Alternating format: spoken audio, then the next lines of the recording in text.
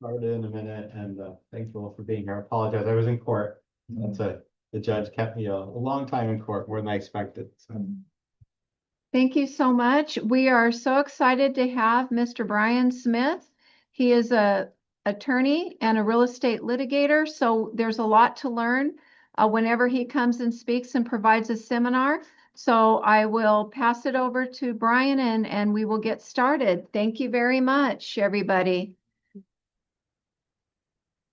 So thank you, Michelle, and thank you again, Peter, for having me here. I've met some of you before, and I handle the lawsuits that sometimes come up against Coldwell Banker George Realty. So I'm here today to prevent some of those lawsuits, teach you some tips, some tricks, things you can keep in mind to stay out of court and stay out of problems in your transactions. The topic today will be the residential purchase agreement. That I believe it was 2021, the new residential purchase agreement came out, and I've got a copy here. You use this for your residential transactions. The first thing to keep in mind is that there's a different contract used for vacant land. It's the vacant land purchase agreement, and there's also different forms for commercial transactions. Commercial transactions, you might see American Institute of Real Estate, you might see privately drafted contracts. You usually won't see the California Association of Realtors residential purchase agreement. The agency disclosure, you need to make that to your client before they enter into a listing agreement. If you're representing the seller, if you're representing a buyer, you should make your agency disclosure before the offer is made. That is what sets forth for your client your relationship with them, that you represent them as the buyer's agent. That would disclose if you're a dual agent representing the seller. Also, those are the foundational documents that define the relationship which you have with your client. So keep in mind, you're eager to make an offer to purchase this property, but you have to have your agency disclosure signed before your client makes the offer to the seller's side. On the residential purchase agreement, the offer here, you should at the start of your transaction, I always say, talk with your clients about how they'd like to receive documents in the transaction. Do they want to receive them just as attachments to an email? Do they want to meet with you for lunch and you hand them a copy of it and then say, well, I'm now going to send this to you in DocuSign, or I'm now going to send this to you in email to download. So talk with them about how they receive documents. That is, could depend upon the age of your client, the sophistication level, whether they've done transactions in real estate before. The other thing to keep in mind with the purchase agreement is that on this first page here, it used to be that all the terms were laid out in paragraphs throughout the body of the document, but now at pages 1 through 3, we have a summary of the essential terms of the residential purchase agreement. They're in a checklist format. You'll see here that the essential terms like how long is your escrow, 30 days, that's in there. The initial deposit, that's in there also. And then on page 2, you'll see that the section for contingencies, like how long is your investigation contingency? Is there an appraisal contingency? Is there a loan contingency? For the purchase price, how do you determine what's the proper price to put on an offer for your buyer to make to the seller? Well, you want to do a market analysis, obtain comparables in the neighborhood, provide the comparables to your client, discuss them with them. So then they can't say, well, the offer that we made was not within a range of what the seller would accept here. So you have to have data in the neighborhood that forms the basis for your offer. The escrow period here on 3B, you'll see 30 days for escrow. Well, is that too long of an escrow, too short of an escrow? You want your client to have sufficient time to investigate the condition of the property. You want them to have sufficient time to get a loan for the property. So if you put, 15 days for close of escrow, for your typical buyer in a residential real estate transaction, that's probably not going to be enough time. they've got to obtain a loan. They've got to do inspections of the property. They've got to, really feel comfortable with the property. They want to drive by it again. Maybe you have an all cash buyer or kind of an institutional buyer, that kind of buyer, possibly a shorter escrow, like 15 days would work. But for your family buying a house, your typical real estate transaction, I strongly recommend the 30-day escrow. Now, what you could do, but you want to make it attractive to your seller, right? You want the seller to kind of bite on this offer. So what you could do here on your 30-day escrow is you could, tweak the amount of time that your buyer needs for investigation of the property. Like standard is 17 days, but you could put that, 10 days is what's needed for investigation of the property. Loan contingency, maybe for the loan contingency, you put 10 days on that. Appraisal contingency, 10 or 15 days there. But, I would also still be careful that with your investigation period, you're giving your buyer enough time to, do the home inspection, investigate title, see the property more than once, things of that nature.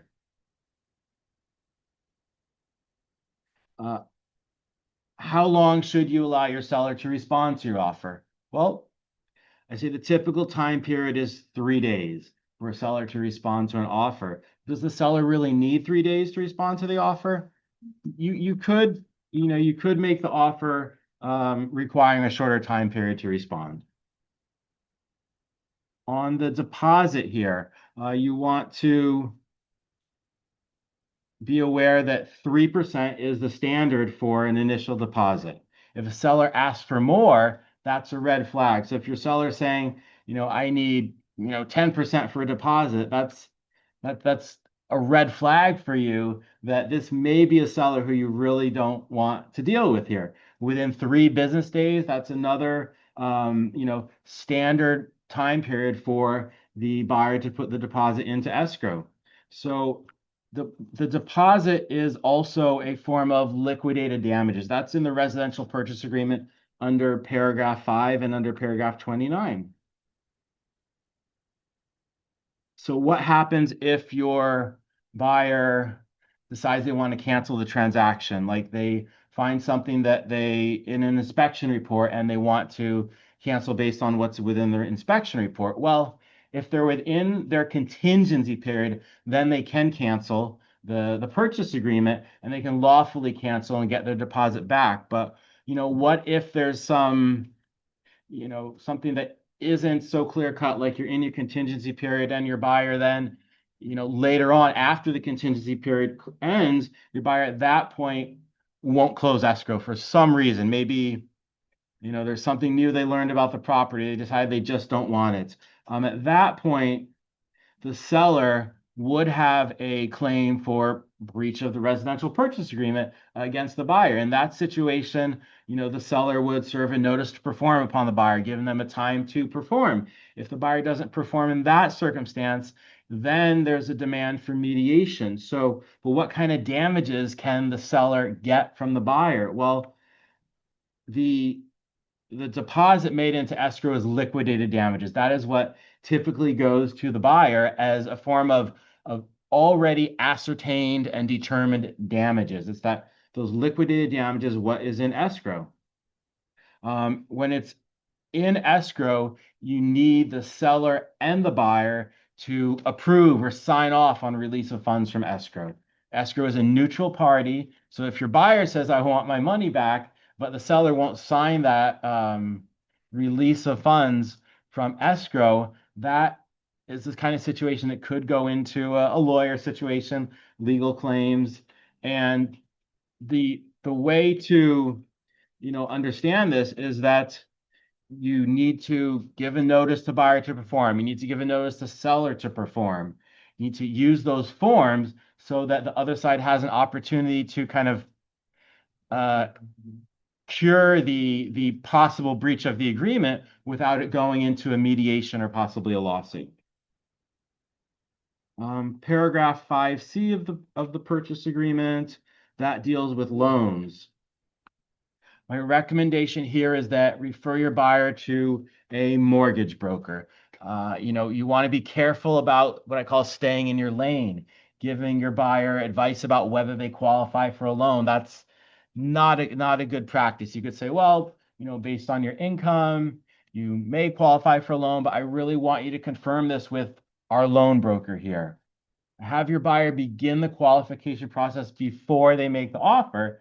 Then they're going to have time to have the loan application process, provide supplemental documents, do the appraisal. They're going to be able to do that within the time period, that 10 or 15 days before they have to remove the loan contingency.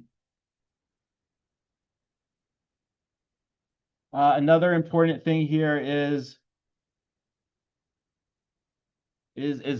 don't exaggerate your buyer's financial abilities. So maybe you have a buyer who is a very accomplished doctor, and you tell your listing agent, well, my client here, the buyer, makes like $2 million a year as a surgeon at UCLA or something like that. And you're First, you're possibly disclosing confidential information about your client's finances. You want to be careful about that, but you don't want to, overstate your buyer's financial abilities. Just accurately convey what your buyers will offer and provide a proof of funds. So, what is a proof of funds? It is a bank statement that shows on the document your buyer's name, the address, an account number, and what is currently in the account. A proof of funds, I don't like it when I see those as a screenshot of a cell phone that just shows, half of an account number and that there's a certain amount of money in the account. That can lead to a situation where the seller side says, well, buyer's agent, you were providing, misleading information to the seller side because this doesn't identify your buyer by name. So proof of funds, as I said, it has your client's name and address on them, the bank, and the current amount in those accounts. And you're allowed to rely on your buyer providing you those documents without investigating their finances. So your buyer gives you their bank statement from Wells Fargo. It says they have $400,000 in cash sitting at Wells Fargo. That's more than enough to provide the initial deposit.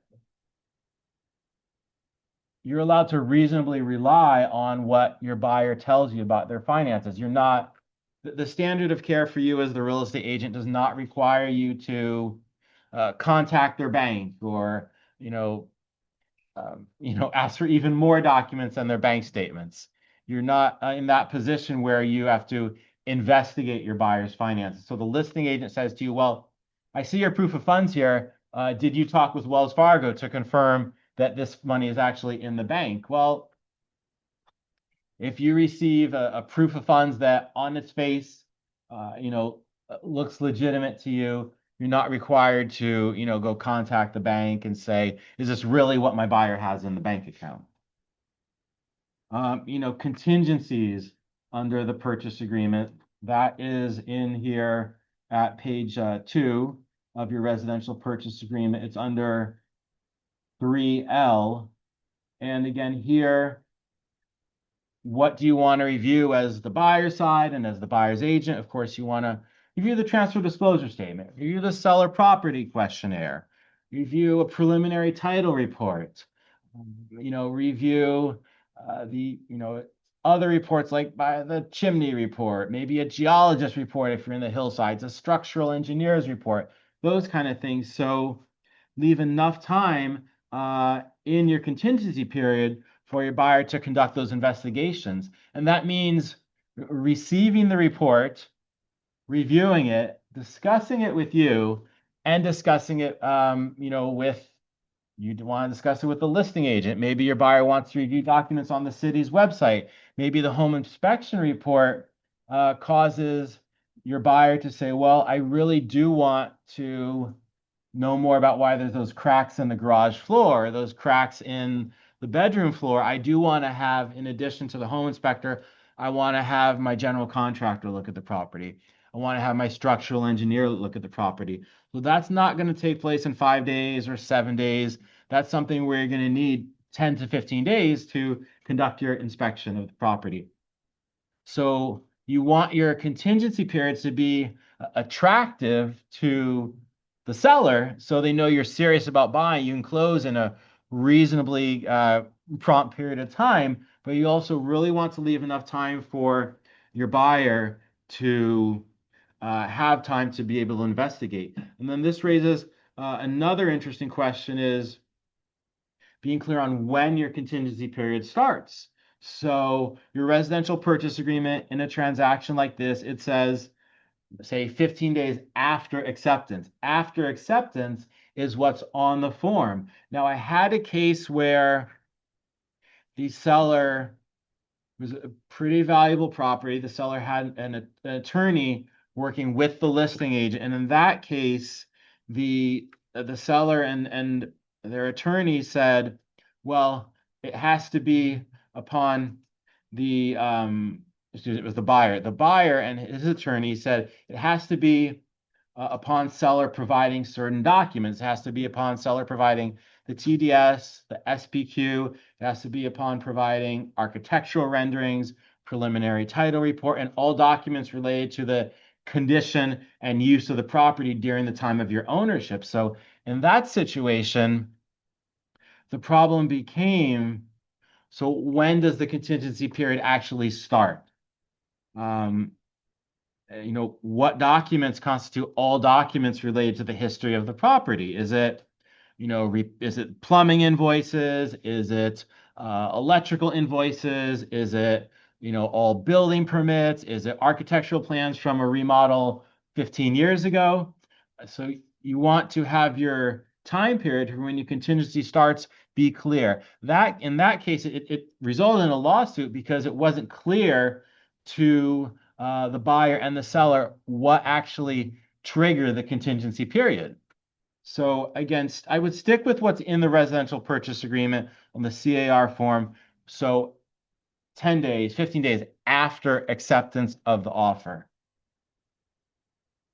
Contingency removals. So that is in paragraph 8 of the residential purchase agreement.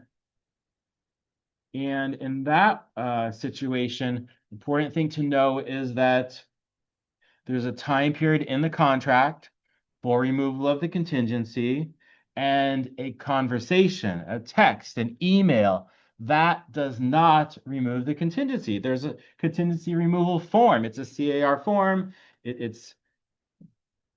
The form has to be used to remove the contingency. Can a contingency removal period be extended by agreement of the parties? Yes, it can be extended by that, but use an addendum form to the residential purchase agreement.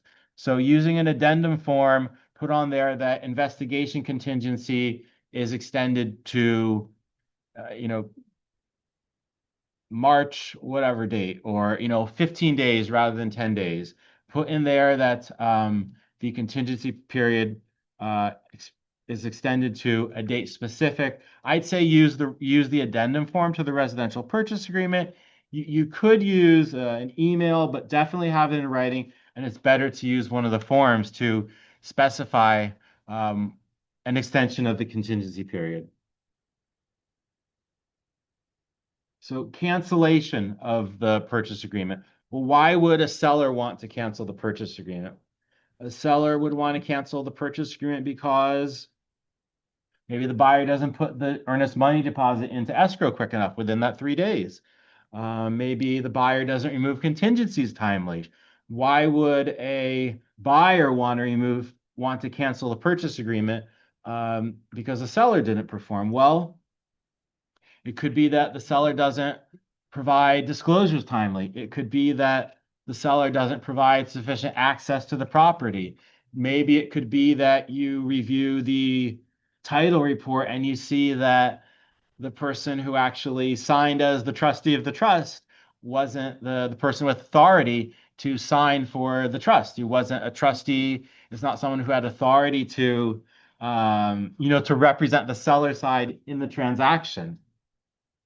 So when you want to cancel a purchase agreement,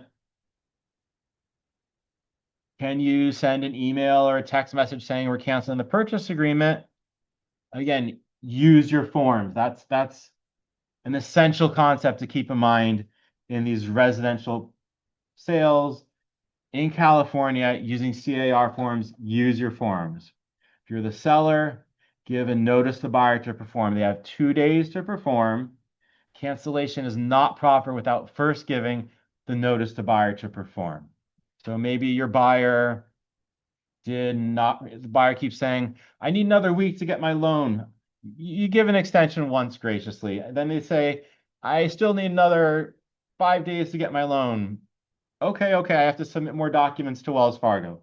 You give that extension. But then it comes up a third time they're asking for an extension. And in that situation, your seller is saying, I know there's another buyer out there who's interested in this property.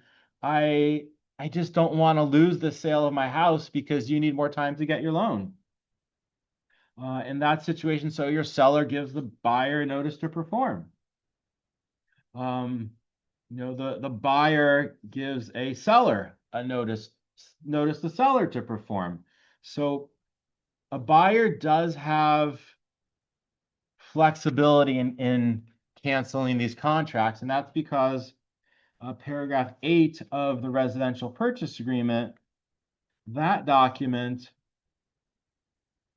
says that a buyer may cancel this agreement by good faith exercise of any buyer contingency included in paragraph 8 or otherwise agreed, so long as that contingency has not been removed in writing. So that means that as long as there is a good faith exercise of buyer's contingency, the buyer can cancel the purchase agreement. So your buyer does an investigation of the property, and after the investigation, they feel this isn't the right property for them. So an investigation of the property, it can be something clear that's in the home inspection report, like the home inspection report shows that in the guest room there are signs of mold on the wall. It can be something kind of objective and clear like that. But on the other hand, it could be something more subjective, like my family drove by the property again and we just don't think it's the right house for us. It could be that we drove by the property again and we heard on Saturday night that the neighbors are throwing a big party and we want something really loud. We want a really quiet house. So it could be something clear cut in your inspection report, but it can also be something like I see the neighbors are noisy, or we just don't like the look of the house, or we drove by again, there's a lot of traffic in the neighborhood. So it does allow some level of flexibility for your buyer to, change his mind. So if you're within that investigation period, 10 days, 15 days, under your residential purchase agreement, your buyer can do a good faith exercise of cancellation rights in the purchase agreement. So it could be that they can't qualify for a loan. Well, that would be a pretty, objective means of canceling the agreement. You're unable to obtain the loan. In that situation, your buyer can cancel the agreement. If your seller does not deliver disclosures timely, your seller, the day before contingency removals are set to take place, your seller provides you a report that says a geologist report. It's a geologist report from 10 years ago, and that says that the hillside behind the house slides whenever there's rain, and that you need to put caissons or a retaining wall on the hillside. You get that report one day before your agent gets it, 2 days before your agent forwards it to you at night, and it's one day left until the investigation period. An investigation contingency is set for removal under the purchase agreement. In that situation, you don't want to proceed with the transaction, so you don't have enough time to investigate it, or you just feel that this risk with the soil issues is not right for me. So in that situation, the buyer does have a right to cancel this agreement under the investigation contingency. And remember that if the buyer is canceling the agreement based upon a seller's non-performance, like not delivering disclosures, deliver that notice to the seller to perform. With cancellation of the purchase agreement, the important thing to keep in mind is that the purchase agreement is a contract, just like if lease a car, or you have a contract with your brokerage. A purchase agreement is a contract, and escrow is separate from the purchase agreement. Cancellation of the contract can be unilateral. One side of the agreement is allowed to cancel it. So your seller does not give you the TDS and the SPQ.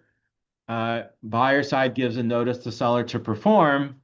In that situation, the buyer can cancel it. But does that mean that escrow is also canceled? No, it doesn't mean that. Cancellation of escrow, it requires mutually signed instructions by both sides because escrow is a neutral party. It acts per the instructions of the parties. So buyer gives a notice to seller to perform because seller has not provided access to the soils engineer to inspect the property. Seller still won't give it. The 2-day period passes. In that situation, buyer cancels the agreement and buyer says, I want my initial deposit back. Well, who has the initial deposit? It's escrow. Will escrow just release it because buyer's agent asked for it? No, they need the signature of the seller. So you could get into a situation where seller says, well, I really did give you access. I told you to come at this time. Your soils engineer wasn't available at this time. I told your agent wasn't quick in relaying the message to you. In that situation, possibly your seller isn't willing to, sign off on the release of the funds from the escrow. There you need to, well, in that situation, I would talk with Peter. You may need a lawyer to get involved in this situation. It's a talk with Peter situation where your seller side or the other side of the transaction will not release the funds. In escrow, they're not going to release them without mutual instructions signed by seller and buyer, or hopefully it doesn't go to that, an order of a court. There could be a situation where you work out with the seller, well, we'll agree that seller can keep this amount of funds that are in escrow and buyer just gets, 3/4 of it back or something like that. So that becomes a negotiation process. But the thing to keep in mind is that just don't tell your client, your buyer, that because the purchase agreement has been canceled, they're going to get their deposit back. It can be more of a struggle to get the deposit back, more of a process. You got to talk with Peter, maybe need to hire a lawyer. So the escrow is separate from the purchase agreement. Another interesting thing that comes up in the sale of homes is what is included in the sale. I mean, you're buying the house, you're buying the walls and the roof and the foundation, but is the home movie theater included in the sale? Is the Tesla charger on the wall of the garage included in the sale? Is the yard furniture, those lights that are strung across the yard, are those included in the sale? Well, if you're a buyer and you want to be sure that like the projector there you have on the screen here, on the ceiling that projects onto this screen here, if you want to be sure that the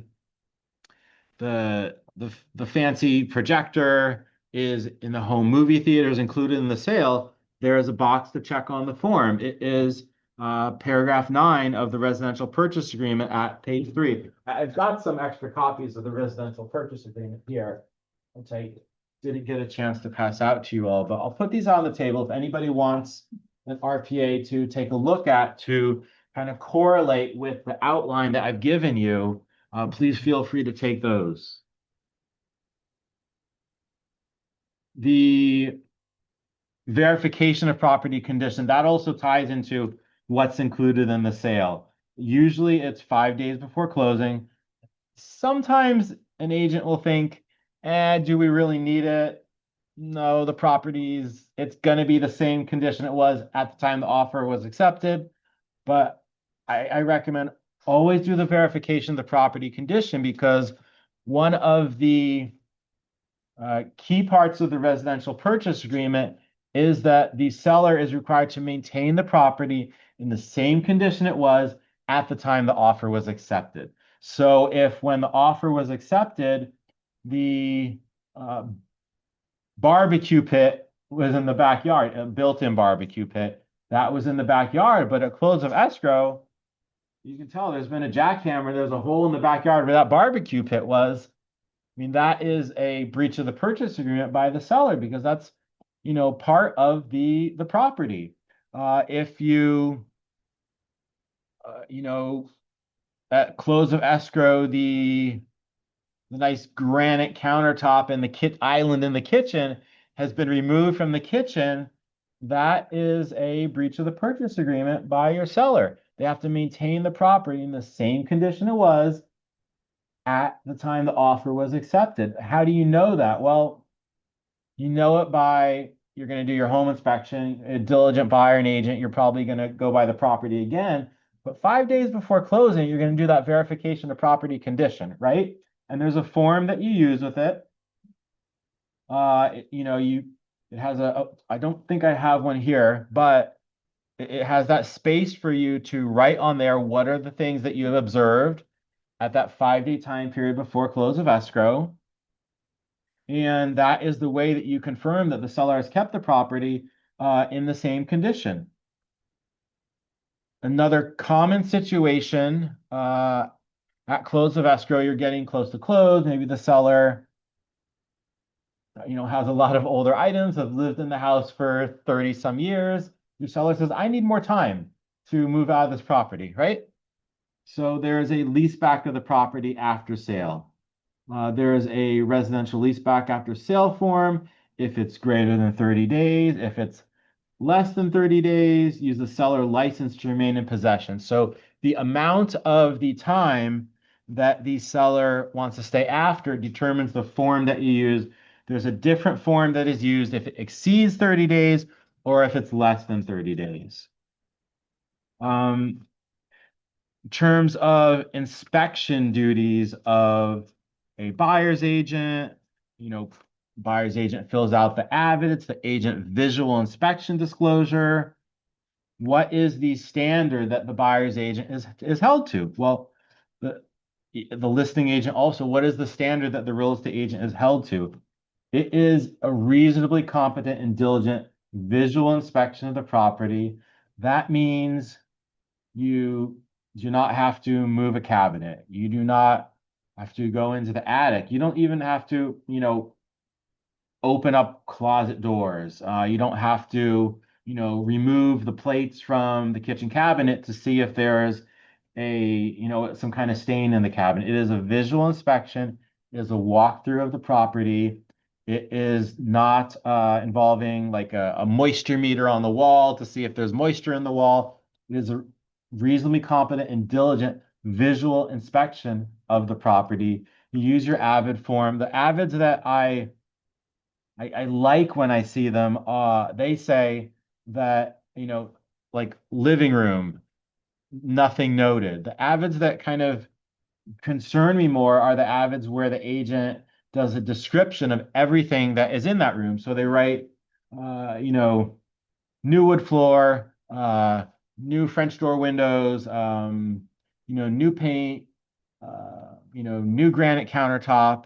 So that's a representation that this is essentially, it's a representation that this is, a brand new countertop. It's a representation that these, doors are put into code. It's a representation that the floor is new. It doesn't have cracks. So if you make your avid into a description of everything in a particular room, that becomes more of an issue where you could be, ensnared in a claim there was some kind of misrepresentation of the quality of that room or the quality of a remodel that was performed. So the best avid just says nothing noted or appears to be in good condition, a short and simple description of that room of the property. And consistent with that, you're not held to any kind of standard of a contractor and engineer. So I have a case that just settled where the allegation was that the buyer's agent did not put on his avid that there was a structural issue with the ceiling in the dining room because a load-bearing wall had been removed. But the agent said, I walked through there, I didn't see the wall sagging, I didn't see it cracking, there wasn't anything I could put on my avid. And that was a winning argument in that case. We convinced the plaintiffs, the buyers, I represent the buyer's agent, that his duty did not include, getting on a ladder, looking up at the ceiling. His duty did not include, going up into the attic, things of that nature. He walked through and he saw that, there was no cracks, there was no sagging, and he put on his avid, nothing to note. That is a pass for the buyer's agent in that situation. As the seller in your typical residential real estate transaction, you're allowed to rely on the reasonable representations of the seller in telling you about the history of the property. So your seller says, we've never experienced plumbing problems at this property. You're not under an obligation to, go ask your seller, well, give me more documents, or you're not under an obligation to go research permits at the city to confirm that there's never been a flood and there's never been a remodel resulting from that. As the listing agent, what I always tell the agents is, provide your disclosures, your TDS, your SPQ to your seller. Tell them, provide them in the format which they desire them, whether it's in a meeting, it's in an attachment to an email, or if it's in DocuSign or Glide. A lot of agents use that these days. Provide your disclosures to your seller. Tell them, please complete these. If you have questions, let me know. However, I say don't have your fingerprints on those documents, meaning that let's say you are the business partner of the seller, and say that the seller, there's a funding person on the seller side who provides the fund to flip the property, and then you're the real estate agent who agrees to list the property. So should you, as the listing agent, should you be filling out the disclosures because you were at the property more than the money guy or the person who funded the flip of the property? The money guy or the person who funded the flip, he's probably going to say, please fill out the disclosures, give them to me, I'll just sign it. Right? I mean, we've all seen that happen. I have a case about that right now where there was the seller, the money guy, put in the money to buy the property, put in the money to remodel it. His listing agent, he called her a business partner, although there was no written agreement with the listing agent defining their partnership. And then when the time came around to provide seller's disclosures, listing agent just filled them out and gave them to seller and said, hey, sign these disclosures, we'll send them over to the buyer's side. They've both been sued. The problem for the listing agent in that situation is that she was wearing the hat of the seller. She was filling out the yes, the no, the explanation of total remodel of the house, all permits received, and everything to code. She wrote that in the explanation section of the seller property questionnaire. In that situation, that creates liability for the listing agent. Now, the situation for the seller in that case is that he's been sued also because his signature is on there. So who do you blame for an incomplete disclosure when seller, money guy or money person says, real estate agent, you're just going to fill it out and give it to me? So, I mean, they both have an issue there because listing agent stepped into shoes of seller and seller just blindly signed this. For the real estate agent, we defend that case saying, well, my seller asked me to do this because I knew the property best. I gave it to my seller. He didn't ask me any questions, so I presume that he understood it and then signed it. For the seller in that situation, we defend the case by saying, well, I'm the seller and I don't know the intricacies of how these forms should be filled out. I relied on my real estate agent to complete them, and I trusted that she prepared them for me. And if she wore too many hats in that case, then that's potential liability upon her. Um, that's a difficult situation. So the way you stay out of it as buyer's agent is transmit the TDS and SPQ to your seller, transmit them with, the property information, the APN up there, a space for your seller to sign, but don't check those yeses or nos and explanations. If there's any more advice I would leave you with today, I use the phrase stay in your lane. This case I'm telling you about, this listing agent was business partner to the seller, construction manager, and listing agent.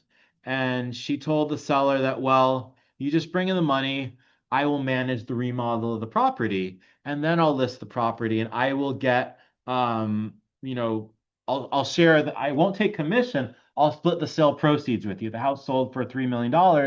She made, 1.5 million, but now she's involved in a substantial lawsuit. So if you're a listing agent, and you're also, saying I'm going to be involved in the remodel, I'm going to oversee the construction, then you're creating more of a disclosure responsibility for you. So when you fill out your avid and there's that box where it says any other material facts to be disclosed to the buyer, you could be in a situation where you need to write in there something about that the guest bedroom didn't obtain a permit during the remodel. At least that's what the buyer's attorney is going to argue.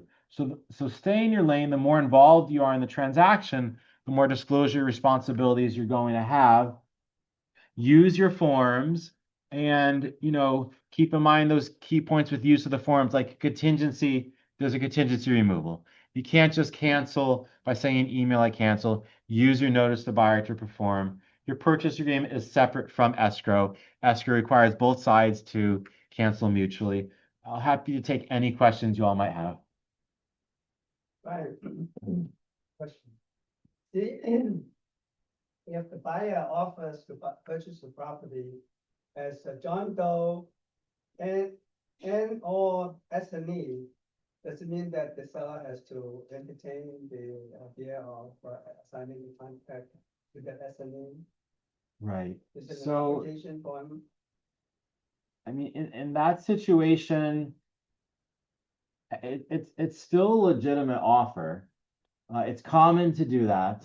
I would advise your seller to accept that offer. I would advise the seller to, accept it with. You could do it with a counter offer that says, any assignment, takes place after close of escrow, and the primary buyer, the buyer on the offer, retains responsibility for the obligations under the contract. I would have something in there like that that doesn't allow the original buyer, the primary buyer, to say, I have no responsibility for this transaction. I'm just throwing it to an assignee. Yeah, but there's the paragraph 23 in the RPA that says that. That's no problem. But my question is that, if you said that John Doe and or SME, does it mean that the seller has to honor the contract if the buyer assigned to a totally different person? Well, the assignment, it should take place after close of escrow. That's the first thing that I would say. No, the assignment is before the close of escrow. Does it say that in there? This contract, the purchase Okay. contract is assigned to that SMEs to Right. purchase the property before the close of escrow. Okay. So in other words, the new buyer will come in and purchase the And property complete the instead of transaction. original buyer. Yeah. I mean, that's commonly done. I do think it's better for the primary buyer to complete the transaction, retain the responsibility under the purchase agreement, then after the transaction to you Do know, I sign it? assign a right to someone else. But usually it's not done that way. Yeah, usually not, Yeah, yeah. usually it's, they assign it to the buyer first, Mhm. and then the second buyer will go through all the financing, through all the everything. Okay. Because we're Sure. close of escrow. Sure, yeah, that, But my question. okay, well, My question is, does it mean that the seller has to honor the assignment of the contract to a new buyer? if When you it's, said, when you said John Doe Mhm. and or SME. right, if That's it's the in the first purchase, if it's in the purchase agreement, that it's or S&E, then they do have to honor it. Right. Yeah. No matter what. I mean, mean, what if, the second buyer is a totally, different, the financial status and, Mhm. you know, and then the different situation and the I buyer. mean, you can always and the seller assign, doesn't want to go through the trouble of. you can going- always assign a contract right. You can't, you know, a right under a contract, you can assign it. So if so you're saying the buyer assigns the right to another buyer during the escrow. Yes. Yes. Okay, well,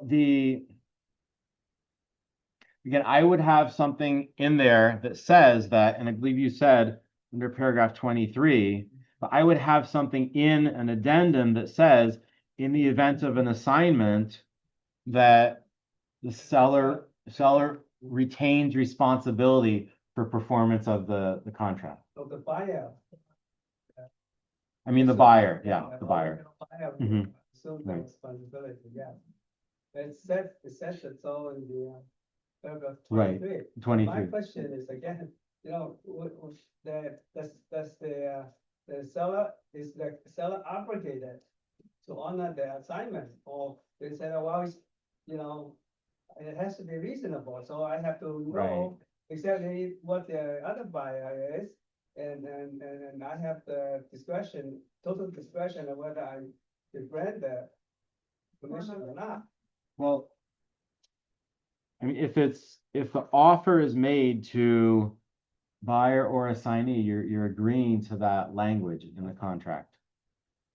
But does the seller still have the option to consider whether that second buyer is reasonable? Right, that's a good question. Again, I would go to paragraph 23, and that says buyer shall have the right to sign all of buyer's interest in the agreement to you know, the buyer's own trust or any other entity wholly owned by buyer that is in existence at the time of such assignment. So, I mean, it could depend upon when the assignment takes place. Has the loan already been received? Has the inspection been done?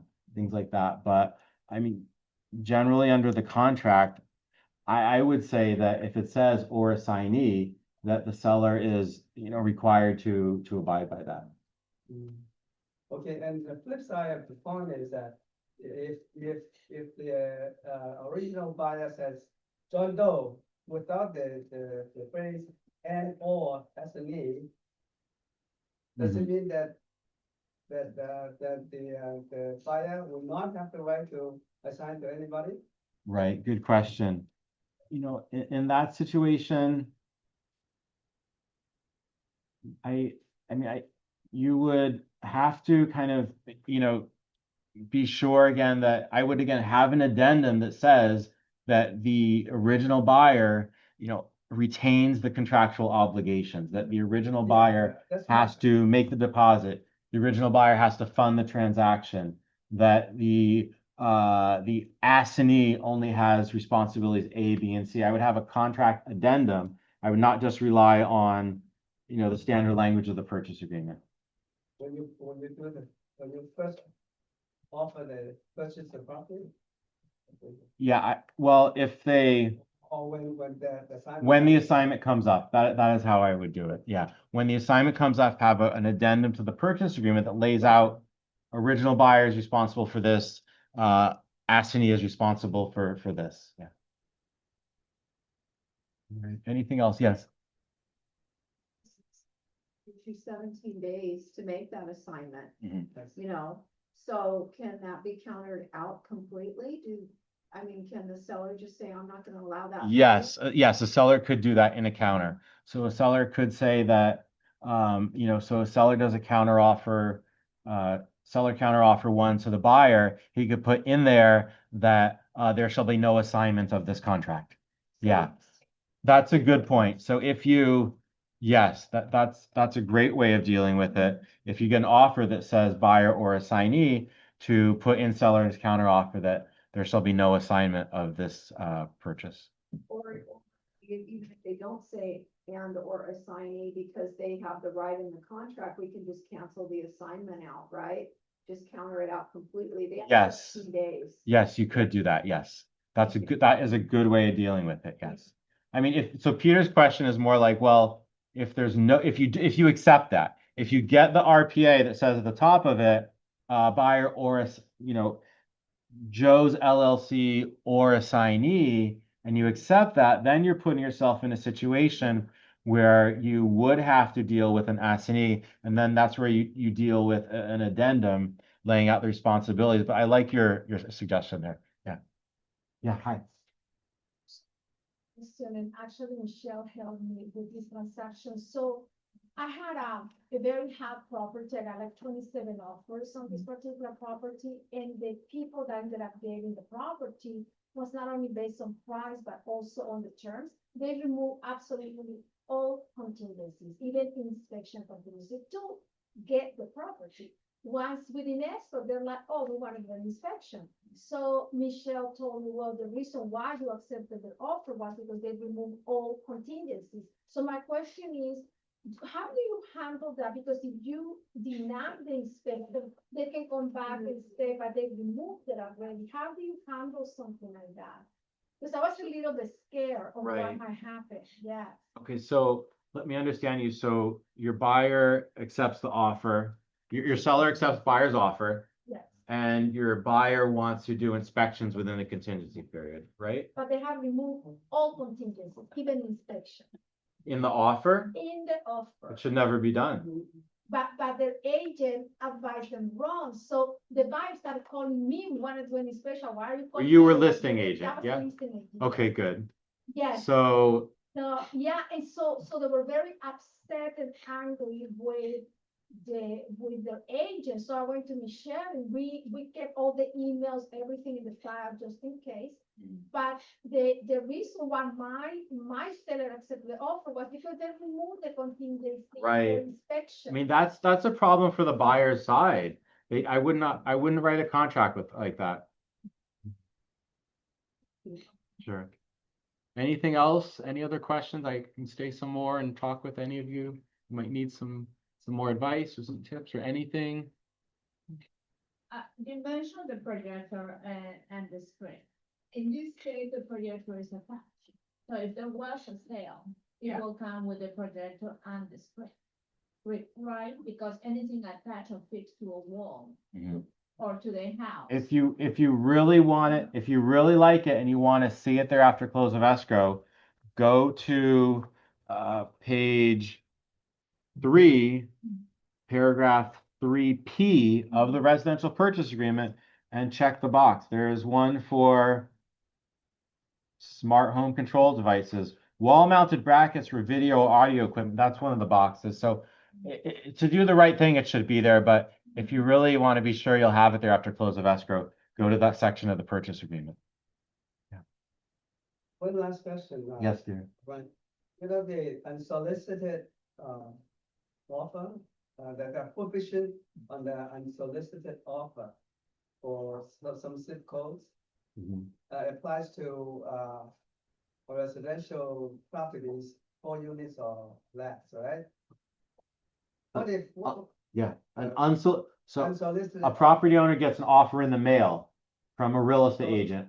You cannot make an unsolicited offer to purchase some property in some of the zip codes that was involved in. Oh, right, the fire zip codes, yeah. So my question is, what if it is a church that has been burned down to the ground?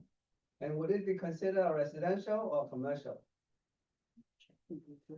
It would, I mean, the church has a special land use, like institutional. Yeah. It's not really residential or commercial. that is commercial or the residential. Well, or I whether- remember from the fire zones and the real estate regulations was that you cannot make a lowball offer. You have to make, an offer which is, like I would say, a true property value offer, before the fires took place. Right. And like I said, always, a listing price should be supported by comparables. An offer should be supported by comparables. So you don't want your seller to come back and say, I sold the house, and then I later learned that you knew the buyer's agent, and that's why you only got me 1.5 when my house was worth 1.8. You want to be able to say, here's my email where I showed you 3 comparables in the area at this price. Yeah. But if it is a certain zip code, no matter what, you're not supposed to do a solicited offer. Right, But- right, yeah. So what my question is, what if that property used to be a church and it's totally burned down, and now, whether it's considered to be a residential or commercial? No. If it is a residential, then you cannot do unsolicited offer. If it is I'm- commercial. I'm then- not 100% sure on that one. So, but I don't believe the church doesn't, It's special. yeah, it's their own zoning designation. Yeah, yeah, so I don't know whether that property is, you have to comply with the unsolicited Right. offer law, I mean, if you're a seller and you get an unsolicited offer, in any situation, it's just an offer. You don't have to accept it. right? Yeah, Counter. I remember this had happened with my father when he was elderly and he lived in this house. He had the last old house in the neighborhood that people want to buy and develop and remodel. And he would get offers in the mail. But I mean, should he have, as an elderly person, have just signed it? No. You don't have to accept an offer. You don't actually, I mean, you really don't even have to respond to an offer like that. If you want to, you can counter, and if you want to, of course, have a real estate agent involved. yeah, not only that the seller don't have to accept the offer, the buyer should not offer to purchase the property in the right, in the. You first get place. those from the guys who are on TV saying, seller's advantage. You see the commercials, the investors who will make an offer on almost any property. So yeah, you wouldn't see that. You folks probably don't see that with your buyers. So, yeah, I know we're past our time, so I'll stick around and talk with anyone who wants to. But, well, thank you for having me. I apologize for being a little. The judge kept me in court. Yeah, I usually don't come to court. Thank you. Thank you. So much. Thank you all for attending this informative session, and it is recorded. And I will e-blast the handout to everybody in the brokerage. Thank you all. Have a good rest of the week, and we'll see you on Friday's training. Bye-bye. Bye. Thanks.